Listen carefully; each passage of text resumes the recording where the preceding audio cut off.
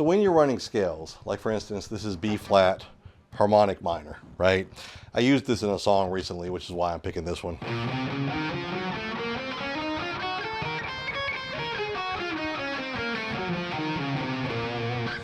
And if you want to play with this, right, we're playing 6, 8, 9, then 5th string 6, 8, 9. Then when we get to the 4th string, we're playing 7, 8, 10. 3rd string 6, 8, 10. Get to the 2nd string, we're playing 7, 10, 11, and then 8, 10, 8, 9, 11 on the 1st string. Okay, so that's your whole pattern right there. When you listen to it like with the metronome, like with slow practice,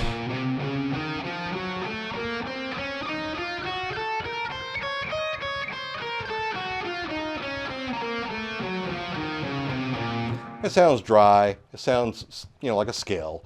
It doesn't sound like it's anything great. But what you can do is you can start putting in, little nuances in there like vibrato. Even if we're just going up and down, back and forth, we can take little pauses to throw in some vibrato to make it sound a little more interesting.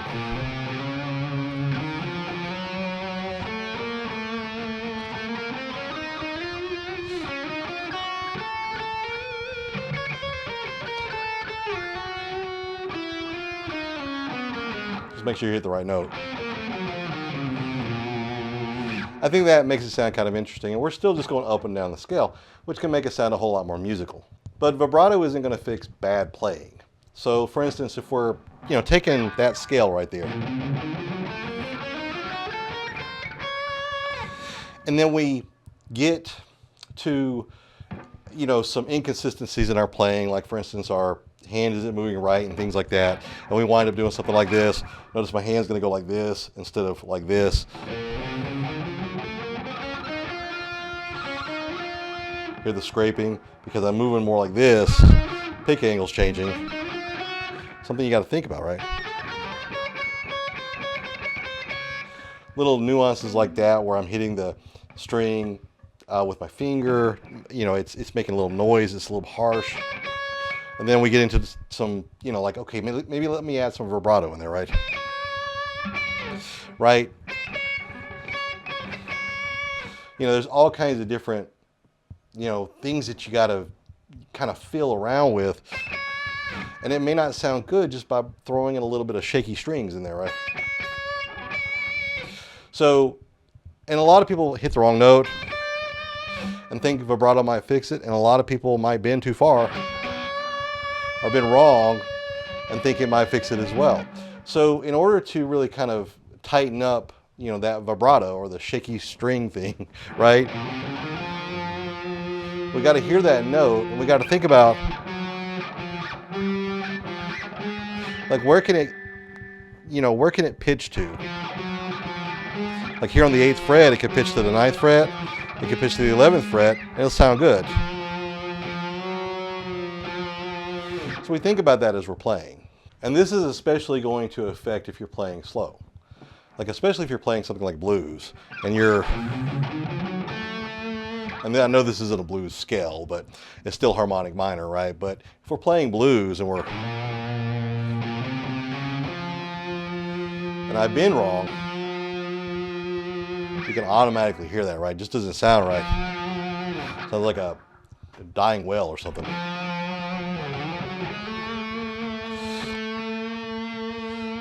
Going up 2 frets just doesn't sound good. You got to train your ear. Really got to train your ear to hear that right note. I can go up 2 frets. It resolves back. Right there.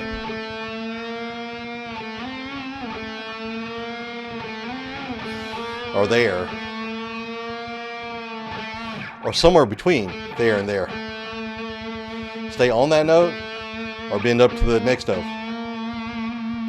But not to that, not one full step above. It's not going to sound good. So finding that right pitch is pretty important.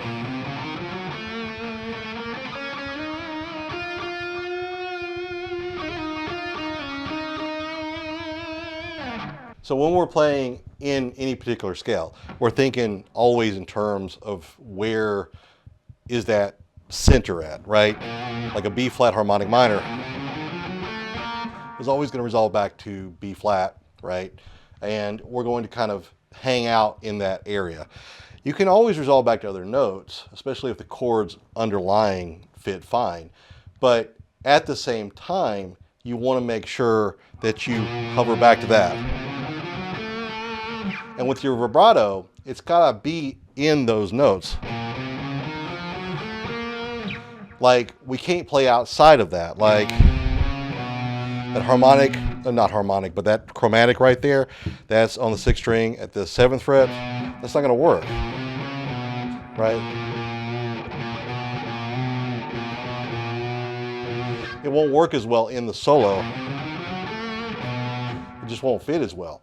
So we have to make sure we're cognizant of that as we're playing to make sure that we're not bending to the wrong note. That doesn't mean chromatics don't work. Of course they do. There's plenty of players out there who use a lot of chromatics, but it's got to be a passing note and it's got to fit. So keep in mind the notes of the scale that you're playing in. You don't have to keep them up here all the time, but you're just kind of thinking about where they live, right? Even when you're building chords, you want to think about where things live. Like in this B flat harmonic minor scale, right? We got B flat, we got C, D flat, E flat, F, G flat, and then A, and then back to B flat. So any of those notes, if you built a chord around that, they would work.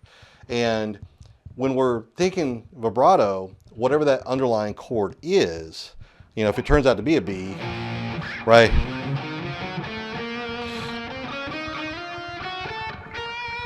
Then when we get to that vibrato right there, we want to kind of keep it at B. Like if we went up to the next note in the scale, right?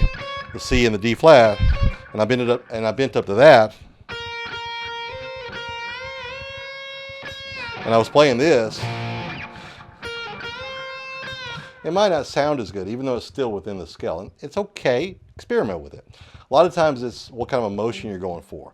Like if I'm hitting that high note, that crescendo in a song, and I want to be here, but I want to make it more powerful, and I go,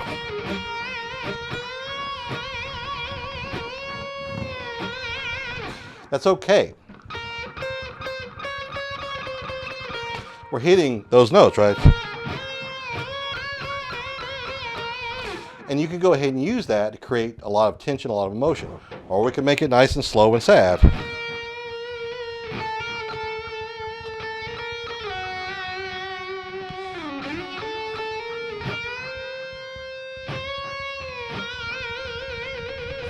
And that kind of stuff right there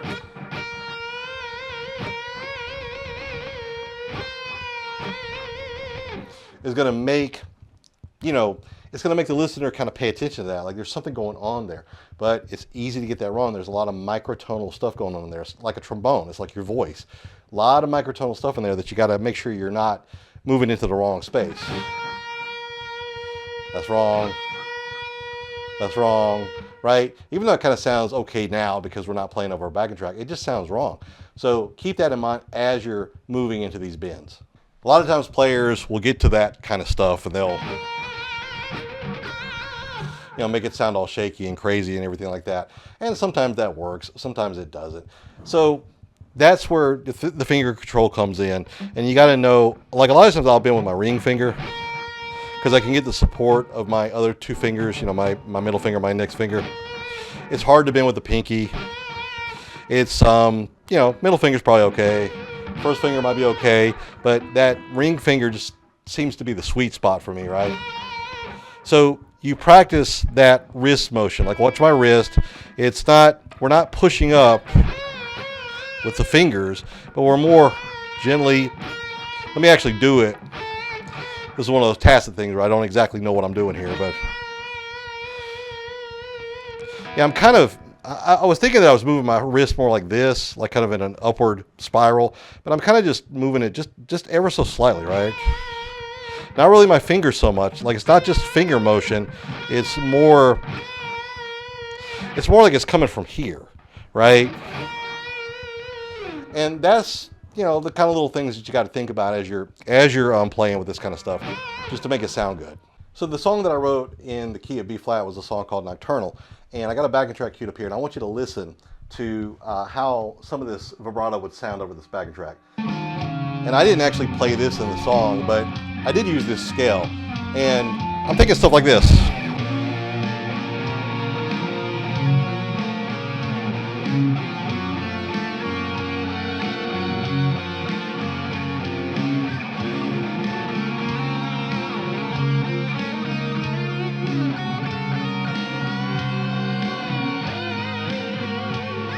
So you get the idea of what I'm doing there. I hope you could hear that. My sound might have been up a little bit too loud, but basically what I was doing was this.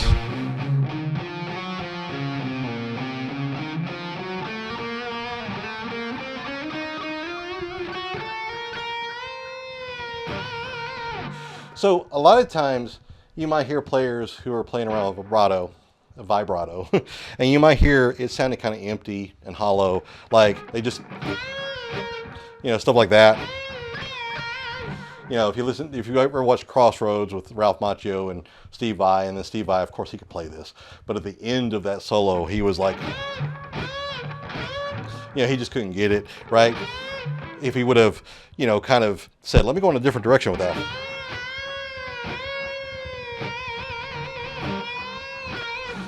That might have worked, I don't know. But the idea there is that if you don't want it to sound like it's just not hitting, it's just not right, then make that big bend. Come back, listen to the song to let you know where you need to come to, and then come into vibrato there, because that's something that you can really play with and make it sound really cool. Vibrato works really well with beats. Listen to the beat of the song, play around with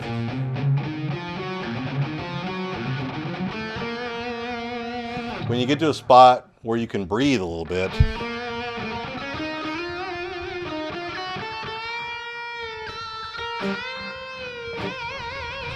then you go ahead and add it in there. I think that's really cool, that you can go ahead and just find those little spots within the beats, within the groove.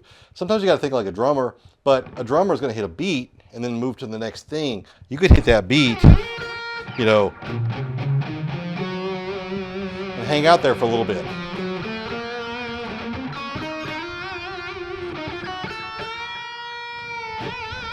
Right? And that's something that, you know, if you play with it, then slowly it starts to, you know, build into what you're doing, your routine and everything. And I think vibrato is one of the things that gives a guitar player the most character. Like, you can really hear some guitar players and say, okay, that's George Lynch. Okay, that's Warren DeMartini. Okay, that's, you know, right? And because of that, you know, it's built into their character. It's built into their fingers in the way they play. So going back to the original lesson, where we want to be able to, you know, hit that right note. So I didn't do it right the first few times there. Right?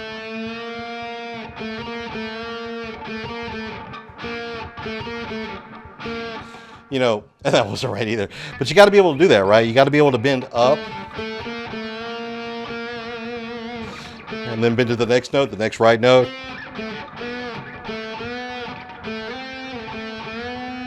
I can't bend up that far on the string.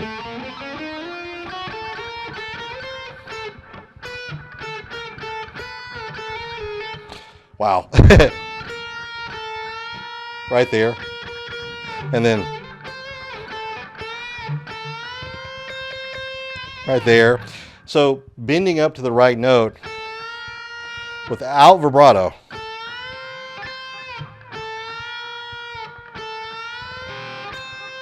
You got to practice that.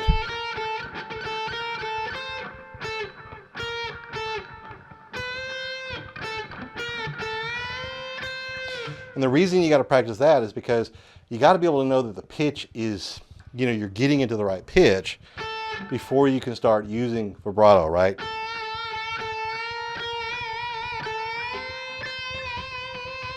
Because it's really going to help you control it a little bit better. You also want to be able to practice vibrato all over the neck. So, you know, pick a scale.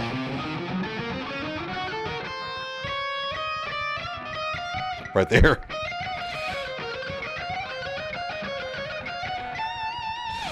and be able to move up and down. Now, this is, elbow control, wrist control, hand control, shoulder control, relaxing, all that stuff. Because when you get higher up and you're in that same scale, a lot of people have a tendency to move their hand out like this. I probably do as well. But we still want to make sure we bring it in. And higher up on the neck, your vibrato might fall apart because you're not locked in, right?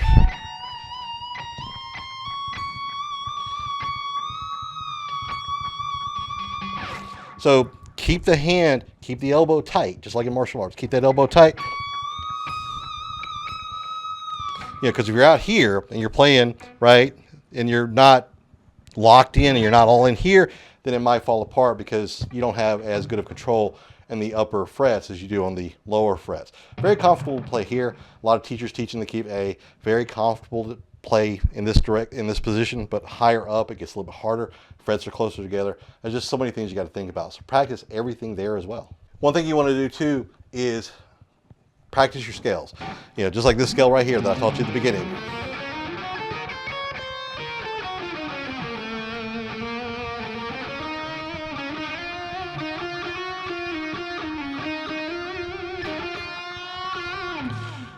Because if you listen to a song and you're just copying the vibrato and you have no idea what scale it's in, which is very common for guitar players, just playing what they hear, then you don't know what note they're bending up to. You don't know what scale that is. Here I know that if I'm on that first string and I'm playing that 8, 9, 11, and I get to the 11, I know the next note is the 13, I can bend up to the 13, and I got good vibrato there. But if I was copying a song, maybe I don't know if I'm bending up to the 12, the 13, the 14. I don't know what I'm bending up to. So practicing with the scales is really going to help you lock in what the next note is and what the vibrato really should be. I've said this before in past lessons. I've said the idea of thinking about the ballerina, or the ice skater. They spin, then they bring their arms in, and it gets faster and faster and faster. I know there's a name for that technique, but that's something you could do with vibrato as well. You can get to where you want to play it.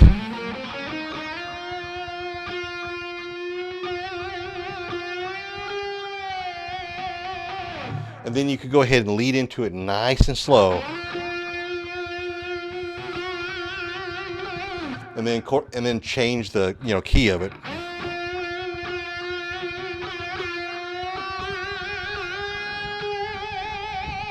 And it adds a lot of interesting emotion to whatever you're playing over. Of course, it's got to fit the song. It's got to match the beat and all that stuff. But that's something to think about, because that one note can do so much. So, like I said at the beginning, right, this is all phrasing, technique.